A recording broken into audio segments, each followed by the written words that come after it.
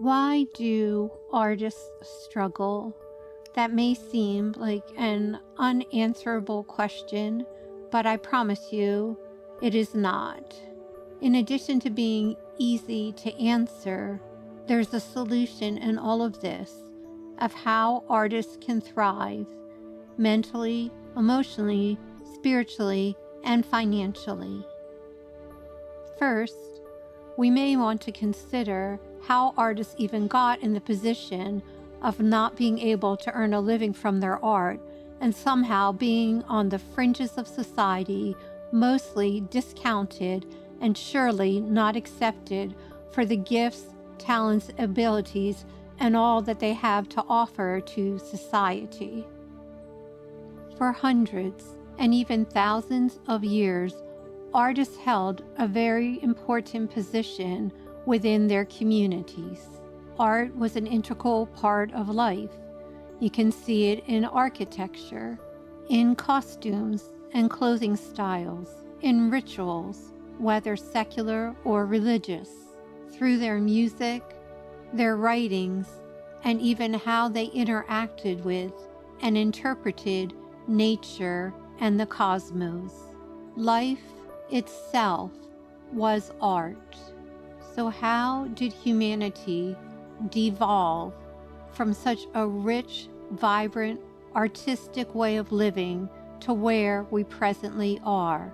And even more importantly, what can we do so that artists are once again thriving and embraced by communities throughout the world? As the world has become more and more materialistically oriented and automated in so many aspects of life, artists have, as a result, become relegated as not necessary.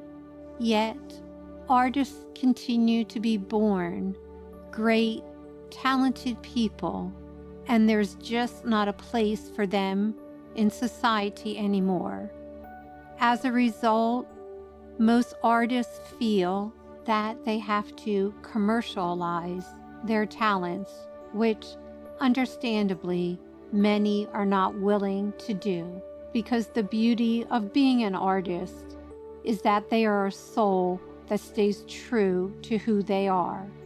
So it seems we have a quagmire, so many gifted and talented people, yet no place for them in the world in which we presently live. But that is not so. We live in a world full of hurt, where many people need assistance, compassion, and love. And this, my dear friend, is where artists are heroes and are world changers that can bring about world peace and end suffering. That may sound like a lot, but I promise you it isn't. Just give me a moment to explain. What makes artists so amazing is their sensitivity to life, their innate ability to notice all the nuances that most people aren't even aware of. Artists want to see the world be a better place. Herein lies the solution as to how artists can thrive and the world can become all it is meant to be.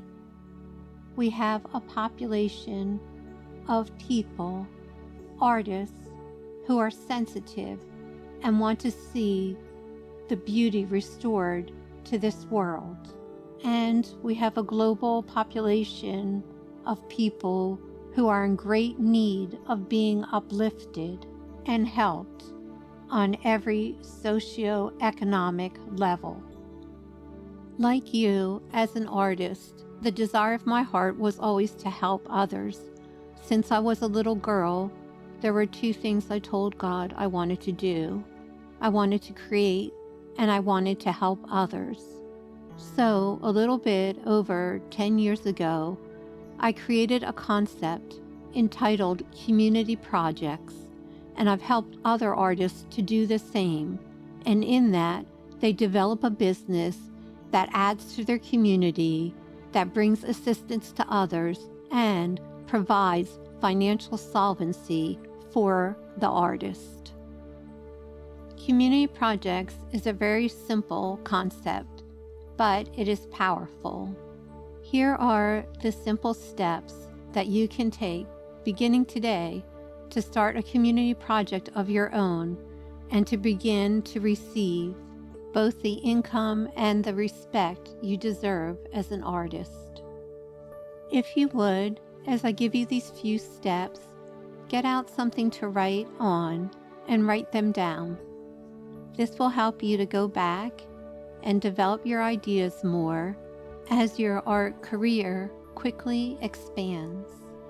The first step to write down is this question: who is it that I most want to help?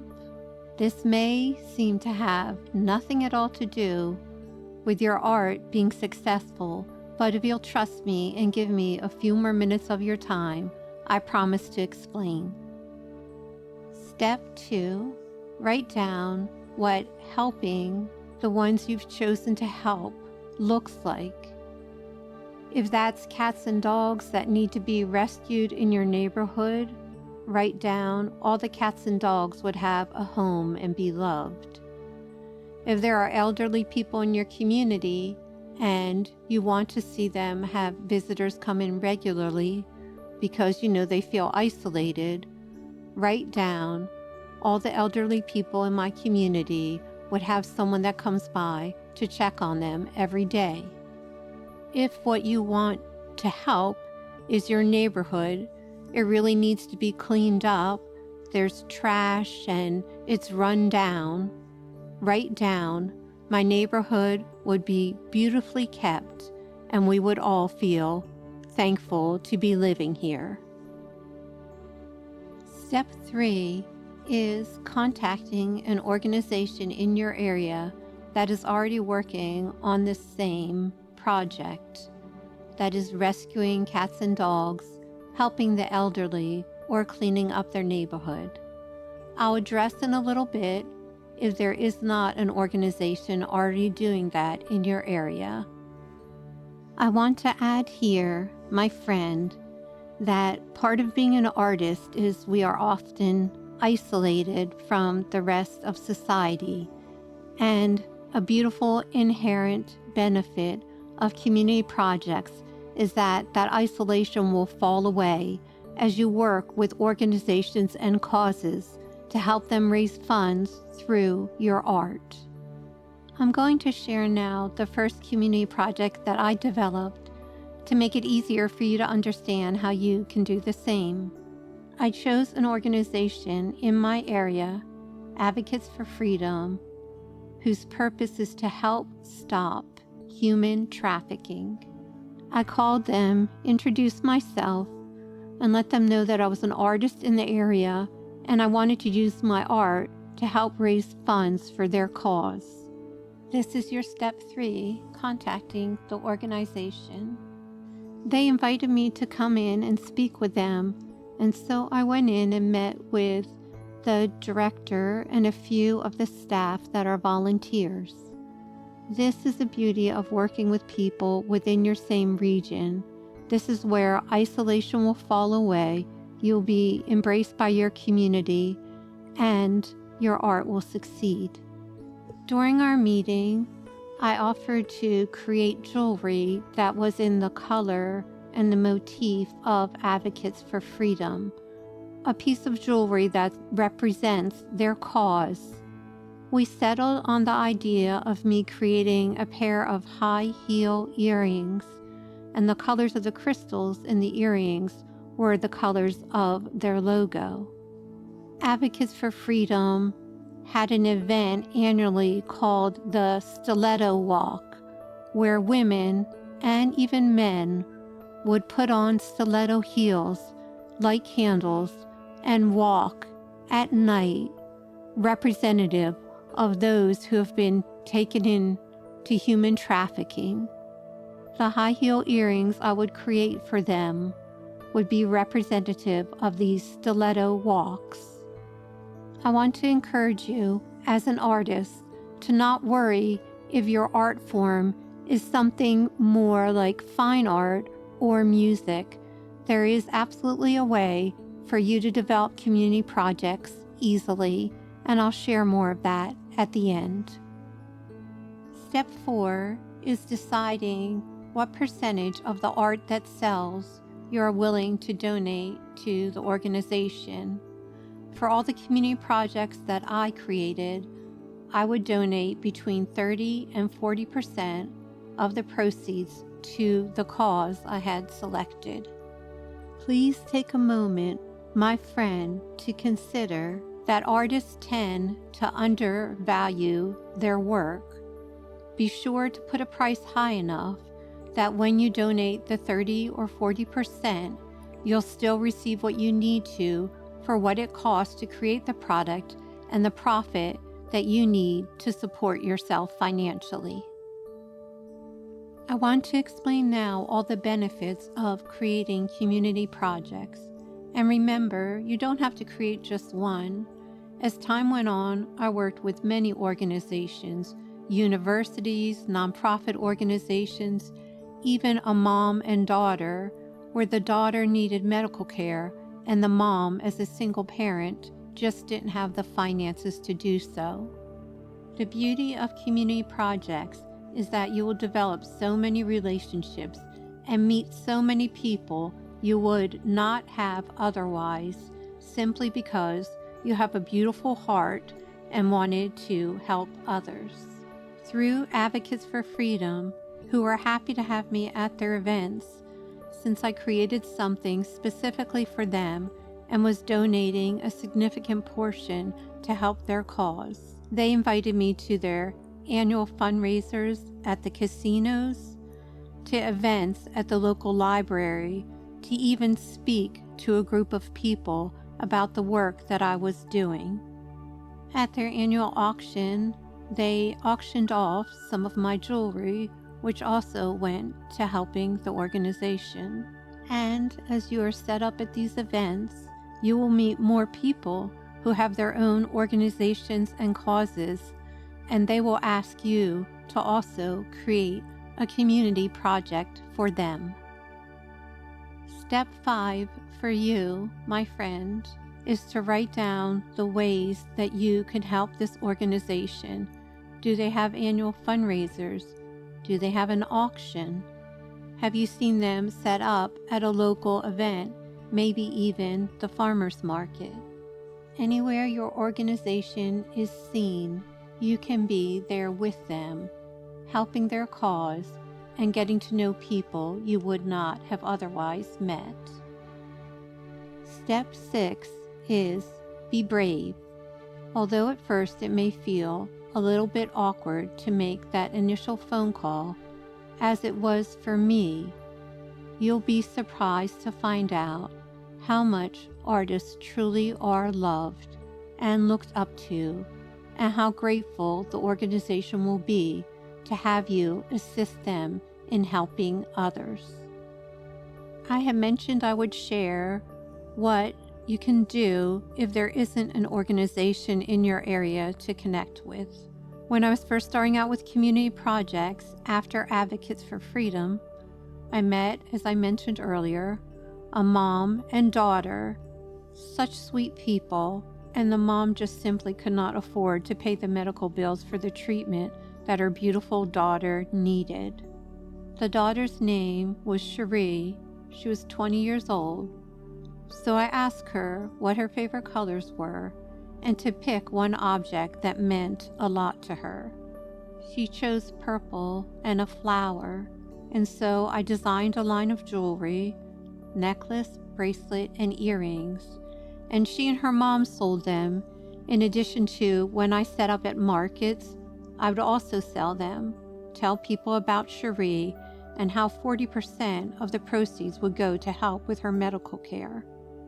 The wonderful news is enough money was raised and Cherie was able to get the treatment she needed and to be well once again. How can you do the same if there isn't an organization in your area?